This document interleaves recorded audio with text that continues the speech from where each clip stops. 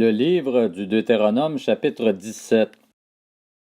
Tu n'offriras en sacrifice à l'Éternel ton Dieu ni bœuf ni agneau qui ait un défaut ou une tare quelconque, car ce serait un acte abominable pour l'Éternel ton Dieu.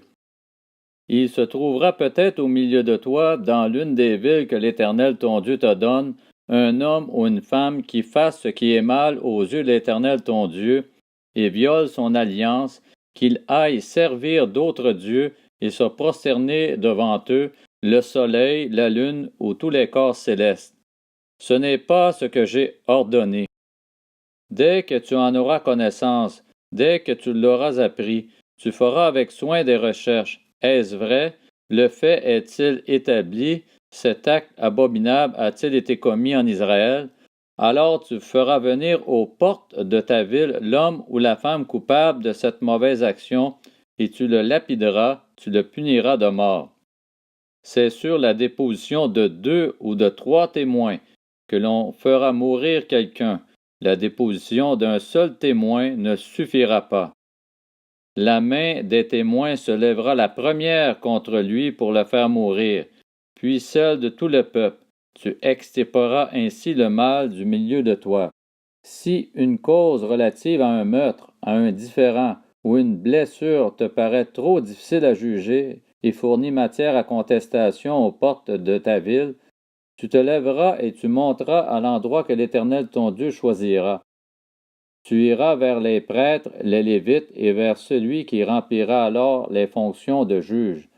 Tu les consulteras, et ils te feront connaître leur verdict.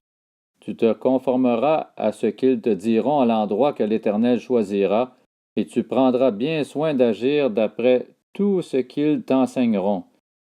Tu te conformeras à la loi qu'ils t'enseigneront et au verdict qu'ils auront prononcé. Tu ne t'écarteras ni à droite ni à gauche de ce qu'ils te diront. Si par orgueil un homme n'écoute pas le prêtre placé là pour servir l'Éternel ton Dieu ou le juge, il sera puni de mort.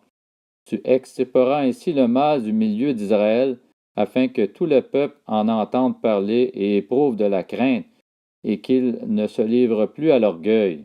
Lorsque tu seras entré dans le pays que l'Éternel ton Dieu te donne, lorsque tu le posséderas, que tu auras établi ta demeure et que tu diras « Je veux établir à ma tête un roi comme toutes les nations qui m'entourent », tu établiras à la tête le roi que l'Éternel ton Dieu choisira. Tu prendras un roi du milieu de tes frères, tu ne pourras pas te donner un roi étranger qui ne soit pas ton frère, seulement qu'il n'ait pas un grand nombre de chevaux et qu'il ne ramène pas le peuple en Égypte pour se procurer beaucoup de chevaux, car l'Éternel vous a dit, vous ne retournerez plus par ce chemin-là. Qu'il n'ait pas un grand nombre de femmes, afin que son cœur ne se détourne pas de l'Éternel et qu'il n'accumule pas l'argent et l'or. Quand il montera sur son trône royal, il écrira pour lui dans un livre une copie de cette loi qu'il prendra auprès des prêtres, les Lévites. Il devra l'avoir avec lui et y lire tous les jours de sa vie, afin d'apprendre à craindre l'Éternel son Dieu, à respecter et à mettre en pratique toutes les paroles de cette loi et toutes ses prescriptions, afin que son cœur ne se lève pas au-dessus de ses frères et qu'il ne s'écarte ni à droite ni à gauche de ses commandements, afin qu'il vive longtemps dans son royaume au milieu d'Israël, lui et ses enfants.